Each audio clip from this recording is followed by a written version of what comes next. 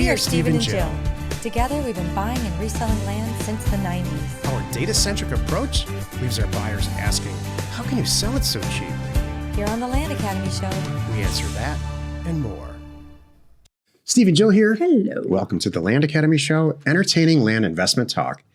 I'm Stephen Jack Butella. And I'm Jill DeWitt, broadcasting from sizzling Scottsdale, Arizona. That's for sure. Yep. Today, Jill and I talk about, well, it's Jack Thursday, and I talk about should agricultural land be included in your mailer.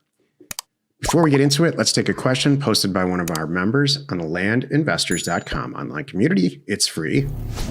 Or if you're already a Land Academy member, join us on Discord. My name is Michelle.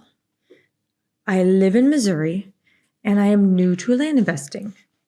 I have done some investing, but still consider myself new to the world of real estate. I have one rental property, and I just bought a property I'm doing some cosmetic fixes on for a nightly rental. I have been interested in land investing and purchasing for a long time, and I'm excited to learn the process and add it to my portfolio. I'm planning on concentrating on land and note investing extensively going forward at this time. I look forward to learning from you all and will hopefully be able to contribute to others in the future. Blessings. Aww. I put this in here because this is very frequent. And welcome, Michelle. But there's lots of people that are joining us that have somewhat of an existing real estate investing background. In her case, she's got a couple of rentals, and she's seen the light.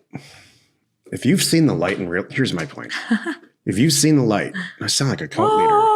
That's just a little weird, by the way. I'm like, let me try it the other way. If you love the idea of making a lot of money, but you haven't seen the light in real estate and they just kind of an afterthought, this is not for you. in real estate in general or our kind? If you've seen the light in real estate, okay. Maybe you have a redid a few houses and you know that's not for you. Right. Or inherited some land and sold it and made some money and it is now in your soul and won't go away. Land Academy is for you. Right. This is not, if you don't have, that hasn't happened to you, or let's say you're a data person and you want to capitalize on your understanding of data, and real estate is kind of the thing that you think you might be able to do that. This is for you. You know what my favorite is? My favorite is the people that come to us and they're like, oh, that's boring. And they go off and do something else. And they're like, no, I think I'd like boring. You know what I mean? They're like, yeah, and they come back. How'd that renovation go? Oh my goodness. They're like, I could do with a lot less excitement. Yeah, I bet it was exciting when you opened the walls and found that, wasn't it? They're like, I am not set up for that. Michelle, welcome to the group. Yeah. You are a perfect candidate to take this all the way to the end. Yeah.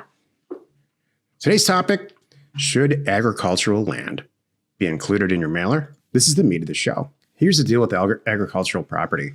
The agricultural property is quite possibly the best zoned or used code that you can get in nearly every environment. Why? Because the taxes there's huge incentives and have been. This whole country was built on agriculture. When the federal government came in and subdivided it all into 1 mile squares, a section, 640 acres, and started giving it away in some cases or selling it incredibly inexpensively so that people could homestead it and make a life for themselves in the 17 and 1800s.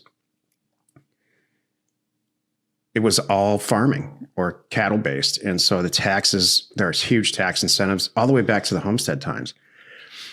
And now it's evolved where the freest type of zoning or changes come from agricultural land. Like you can't take a residential piece of property and make it commercial in almost any case, unless you're in certain areas that are really developing, like Phoenix is one of them, and Austin, Texas is one of them. But try to do it in LA County, forget it. Los Angeles, agricultural property also.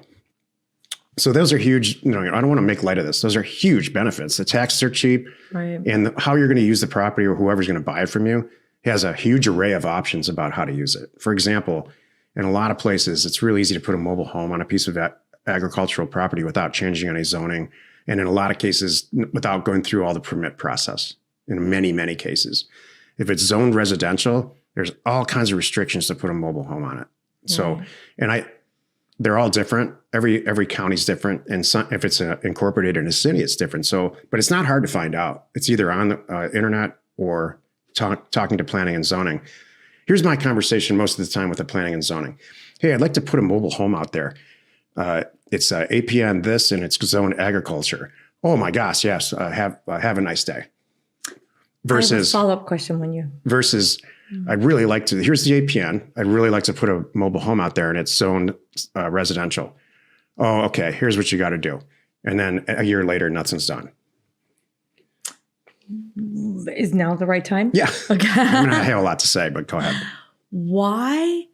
Because it's Jack Thursday. Oh, that's It's not true. Chill Friday.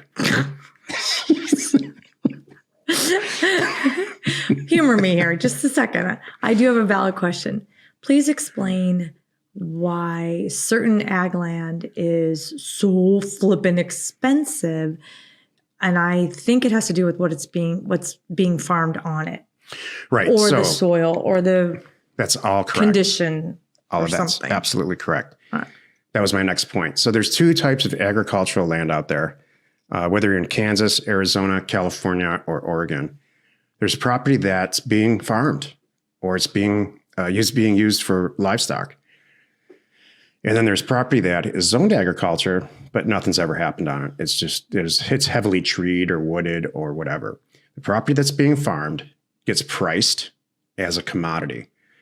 And the vast majority of the farmland in the country that's being farmed is owned by not the farmer. They don't own the land. Some company owns it, or people like Jill and I own agricultural land. And a farmer pays us a lease every year to use it. Great arrangement. Taxes are cheap. Great for the farmer if the farmer's any good. And it's great for us. And everybody gets good tax advantages for that. We do, and the farm does. So consequently, because of all that, and because the federal government has a vested interest in keeping everybody fed, Hopefully. land is priced when it's being farmed as a commodity. And so I've said this before on the show, and I'll say it again. If you go into any farm town anywhere in the morning, usually in the morning, real early in the morning, there's a bunch of people in overalls drinking coffee, talking about what happened to the price of their land that last week. And so the market kind of sets it, which is great for us because we know what the property's worth. So they'll sit around and say, yeah, it's up to $3,500 an acre now. Or in a lot of cases, like in California, it's way much, much higher than that.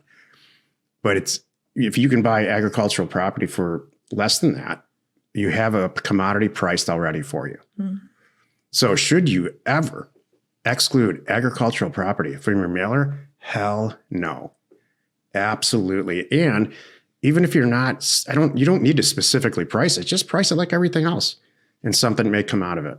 It's very hard to buy agricultural property. I'll be real straight with you. The way that we do this. It's true. So for me, the takeaway is obviously leave it in there. I don't have to price it special. But when it comes back to me and the guy says, hey, this is being farmed, I go, oh, I didn't know that.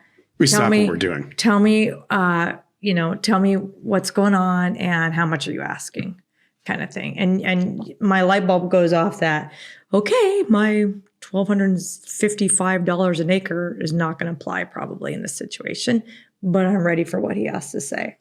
Right. Done, and done. Happy you could join us today. 5 days a week. You can find us right here on the Land Academy Show. Tomorrow is Jill Friday, and the show is called Why My Heartfelt Land Business Model Has Worked for Decades. It's actually our business model. You are not alone in your real estate ambition. Jill's a little more heartfelt than me. Oh, that's why you called it that. I'm like, it's really ours. So one of us may have more patience. Yeah, One that's of us. absolutely true. Yeah, I get it. Need to send out a few thousand offers to property owners like us. Check out offers2owners.com. It's offers, the number 2, owners.com. No setup fees, free mail merge, exceptional service, and now included concierge pricing. It's amazing. Give Offers to Owners a call today. We're Steve and Jill. Information and inspiration to buy undervalued property. We hope you find our content valuable and we appreciate your support. If you have not already, please check out our channel and hit the subscribe button. And your comments and suggestions help us to create the content you're here for. Hitting the like button helps to support our channel's algorithm and gauge your interest for future shows.